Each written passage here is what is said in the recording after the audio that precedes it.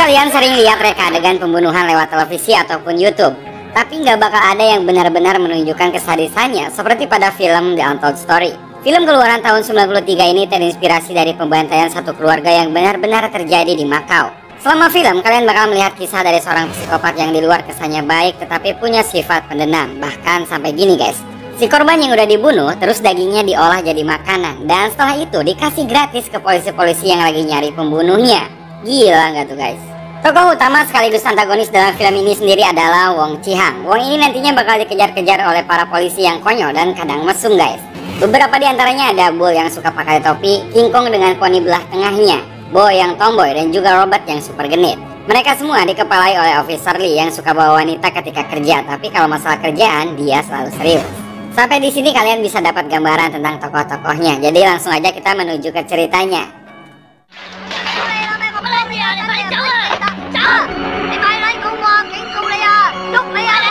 Film ini dimulai di tahun 78, tepatnya di Hong Kong. Ada dua orang yang berdebat soal uang. Pria yang pakai baju warna hitam ini kayaknya nggak mau ngasih pinjaman ke temannya gara-gara dia belum bayar hutang yang sebelumnya. Lalu karena nggak terima, dia akhirnya ngebunuh pria dengan baju hitam tersebut. Disinilah kita dikenalin sama karakter Wong Chi-hang yang nggak cuma ngebunuh tetapi juga ngebakar temannya hidup-hidup.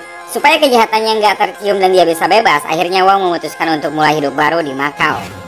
Singkat cerita, film pun beralih ke masa kini. Entah gimana si Wong bisa selamat dan aman, yang pasti bukan urusan kalian. Dari tokoh Wong, kita disambut sama adegan ibu dan dua anaknya yang sedang bermain di pantai. Ketika lagi senang-senangnya, mereka langsung kaget karena nemu tangan dan kaki yang udah dimutilasi. Lantas, ibu pun menelpon polisi dan para polisi pun langsung datang dan mengamankan tempat kejadian. Mungkin di titik ini kalian berharap ada adegan investigasi yang serius dengan segala prosedur yang ada. Tapi di sini kalian gak bakal nemuin hal itu. Malahan, kehadiran detektif-detektif ini justru terkesan pada males semua. Ketika mereka berempat datang ke TKP, nggak ada yang mau untuk melihat barang bukti karena mereka mager buat ngurusin soal potongan-potongan tubuh. Semuanya saling nunjuk, hingga akhirnya Bola yang disuruh karena dia yang paling junior. Kegoblokan mereka ini malah makin kelihatan ketika atasan mereka yaitu Officer Lee datang untuk menyelidiki TKP bersama seorang gadis cantik. Ketika Lee sedang melihat bagian mayat yang udah busuk tersebut, Robert justru curi kesempatan buat ngerayu gadis yang datang bareng Officer Lee. Namun aksi Robert rayu-rayu ini nggak lama guys, karena atasannya nyuruh dia untuk bawa barang bukti ke kantor polisi. Setelah tingkah kocak dari para polisi tadi, kita beralih ke karakter Wong yang sekarang punya restoran di Makau. Di restoran ini, ia dibantu oleh seorang karyawan bernama Pearl. Meski kelihatannya nggak ada apa-apa, namun restoran dengan nama Egg Immortal ini punya masa lalu yang sangat berdarah-darah. Nanti kita bakal bahas ini guys. Wong sadar kalau Pearl sendiri nggak bisa melayani pelanggan dengan maksimal, makanya dia membuka lowongan pekerjaan yang dia tempel di depan restoran. Gak lama setelah lowongan ditempel, ada seorang pria yang melamar yaitu Ahmad. Dia pun diterima setelah diwawancarai kecil-kecilan. Selain datangnya Ahmad, restoran Wong juga kedatangan surat yang ditujukan buat pemilik lama restoran Egg Immortal yaitu Cheng La. Tanpa sebab yang pasti, akhirnya Wong langsung merobek surat tersebut tanpa membacanya.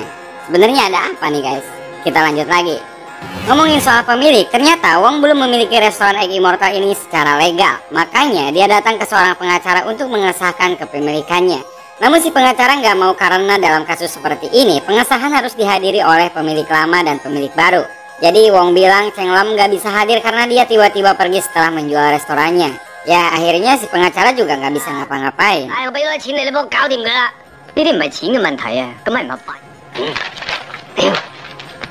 Di sisi lain, Officer Lee datang ke kantor polisi dengan teman wanitanya dan menyuruh semua anak buahnya untuk bekerja cepat dan mencari siapa korban ini dengan mencocokkan dari sidik jarinya.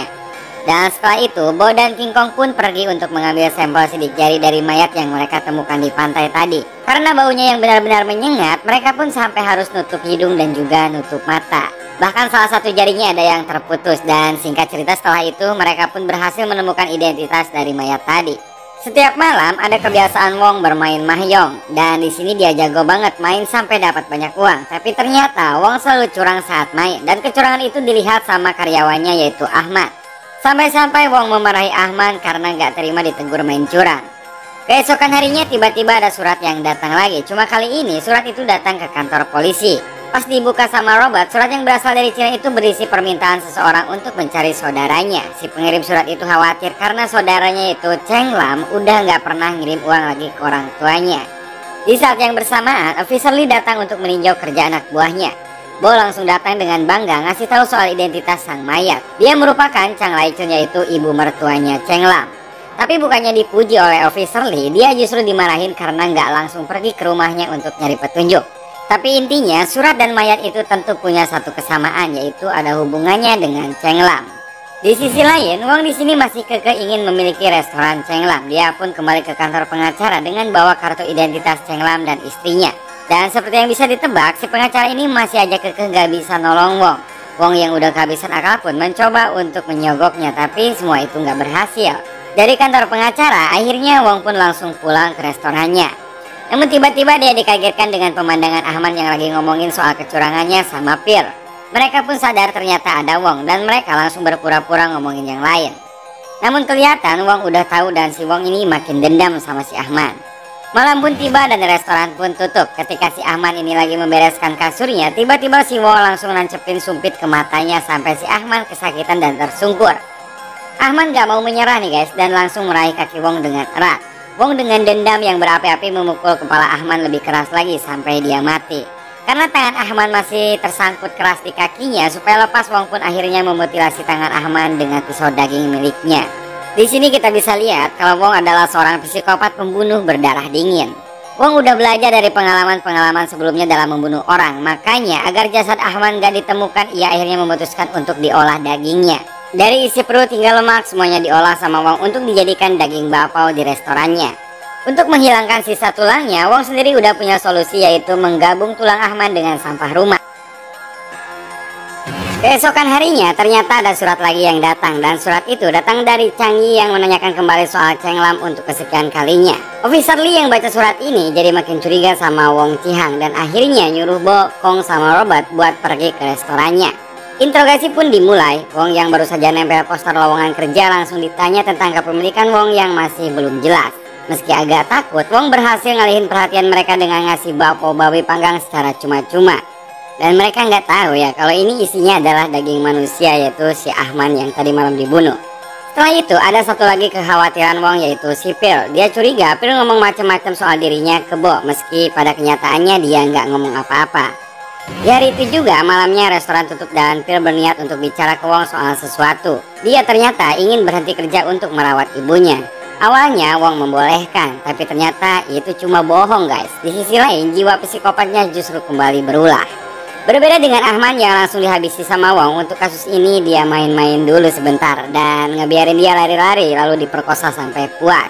Setelah secara paksa memuaskan hasratnya, dia pun langsung memasukkan sekepok sumpit ke lubangnya sampai dia mati. Anjir, ngilu banget di sini guys. Keesokan harinya, Bull bertanya-tanya soal Cheng Lam ke salah satu pelanggan setianya yang merupakan penata rambut atau tukang cukur ya guys. Meski dia nggak tahu kemana perginya Cheng Lam, tapi tukang cukur ini ternyata tahu kalau Cheng Lam punya saudara bernama Cheng Pon yang lagi di penjara. Informasi ini Bull kasih tahu ke Officer Lee, dan bersamaan Kong juga bilang kalau pemilik sah restorannya masih tetap Cheng Lam. Selain itu, Bo juga dapat info kalau anak-anak Cheng Lam udah lama nggak masuk sekolah dan menghilang secara tiba-tiba. Dari sini Officer Lee sudah merasa benar-benar ada yang aneh dengan restoran itu, termasuk curiga dengan pemiliknya yang sekarang yaitu si Wong. Dan dia pun mengajak anggotanya untuk menemaninya datang langsung ke restoran itu. Kedatangan polisi buat kedua kalinya ternyata bikin Wong grogi, apalagi ketika Bull nanya soal kemana perginya Pir. Officer Lee yang jago soal interogasi pun langsung mengajak Wong ke atas untuk melihat-lihat, dan seperti dugaannya Wong masih menyimpan banyak sesuatu soal keluarga Cheng Lam. Tapi tetap saja Wong punya 1000 alasan untuk menghindarinya, dan di sini dia masih tetap aman. Untuk mencari barang bukti lebih, Officer Lee langsung menugaskan anak buahnya untuk memata-matai restoran Wong. Dari sini Wong udah makin terpojok dan merasa harus cepat bertindak. Akhirnya dia buru-buru menutup tokonya dan langsung membuang semua bukti-bukti yang Officer Lee tadi lihat, termasuk KTP dan barang-barang penting lainnya yang berkaitan dengan Cheng Lam. Bo dan teman-temannya yang sedang memata-matai melihat si Wong keluar untuk membuang barang bukti. Setelah membuang bukti-bukti itu, akhirnya Wong berusaha untuk melarikan diri. Officer Lee yang tahu soal hal ini langsung menyuruh anak buahnya untuk berpencar. Bo dan Robert disuruh mencari sampah yang dibuang oleh Wong tadi, sedangkan Lee bersama King Kong dan Bull mengejar Wong yang ingin kabur. Setelah berhasil menemukan Wong di pelabuhan, Wong pun ditangkap dan dibawa ke kantor polisi untuk dimintai keterangan lebih lanjut. Untuk pembunuh seperti Wong, dimintai keterangan dengan cara baik-baik adalah hal yang nggak mungkin. Cuma dengan kekerasan jalan satu-satunya. Wong yang babak belur pun berusaha kabur dan menjadikan tubuhnya sebagai senjata, yaitu pura-pura jadi korban ke hadapan media. Hal ini membuat reputasi kepolisian jadi buruk sehingga mereka nggak bisa ngapa-ngapain lagi. Dan untungnya di sini, Officer Lee punya ide yang cukup cemerlang, yaitu dengan memasukkan Wong ke dalam penjara yang satu tempat dengan saudara Cheng Lam, yaitu Cheng Pon. Cheng Pon yang tahu hal ini tentunya sangat dendam dan berusaha untuk membalasnya. Dan yang terjadi, Cheng Pon dan anak buahnya langsung menganiaya Wong tanpa ampun. Badan Wong dihajar habis-habisan sampai rusak dan gak karuan. Selain luka luar, bagian dalam badannya juga luka parah sampai dia kencing darah. Daripada disiksa terus sama gengnya Cheng Pon, Wong mutusin buat bunuh diri dengan cara menggesekkan pergelangan tangannya ke tempat sampah.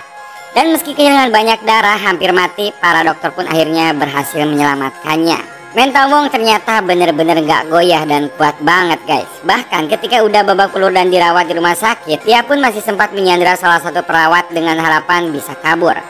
Wong yang benar-benar kuat ini harus dilumpuhkan dan dibikin ngaku dengan cara yang lebih sadis lagi. Caranya adalah dengan menyuntikkan zat kimia yang bikin dia teler selama 3 hari dan diganggu terus-terusan sampai gak dibiarin bisa tidur. Selain para polisi, ternyata suster yang tadi disandra juga ikutan balas dendam dengan menyuntikkan air putih ke punggung Wong supaya dia nggak bisa rebahan. Setelah 3 hari yang melelahkan, akhirnya Wong pun mengalah dan akhirnya ngaku kalau dia ngebunuh satu keluarga Cheng Lam yang berjumlah 8 orang. Dari pengakuan Wong, kita langsung beralih ke flashback di mana Wong masih bekerja di restoran Cheng Lam. Awalnya, ketika mereka bermain mahjong, mereka tidak mau membayar kemenangan Wong karena Cheng Lam tahu Wong bermain curang. Dari situlah percekcokan semakin panas sampai akhirnya Wong memukul kepala Cheng Lam dengan botol. Gak cuma itu, dia juga mengikat Cheng Lam beserta semua anggota keluarganya. Istri Cheng Lam juga terpaksa mengikat anak-anaknya sebelum dia sendiri akhirnya diikat oleh Wong. Dan dari sini kalian mulai melihat adegan yang jauh lebih sadis dari 3 adegan pembunuhan sebelumnya. Pasalnya nih guys, korban di sini adalah anak-anak dan mereka bakal dibantai dengan cara yang benar-benar sadis. Salah satu diantaranya adalah sampai dipenggal kepalanya. Dan faktanya ini cerita nyata guys. Kalian bayangin aja, kesadisan itu semuanya benar-benar terjadi.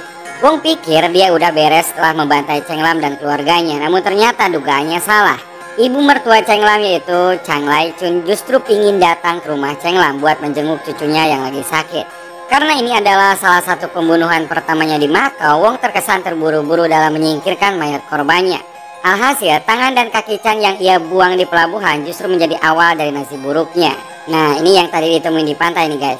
Setelah adegan flashback yang bikin gak nyaman itu, Wong pun dikembalikan ke penjara untuk menunggu sidang vonis. Tapi ada satu hal yang bakal mencegah dia buat mengikuti persidangan. Ternyata selama di rumah sakit, ia sempat menyelundupkan tutup kaleng minuman yang cukup tajam. Benda kecil ini nantinya ia gunakan untuk bunuh diri di penjara guys.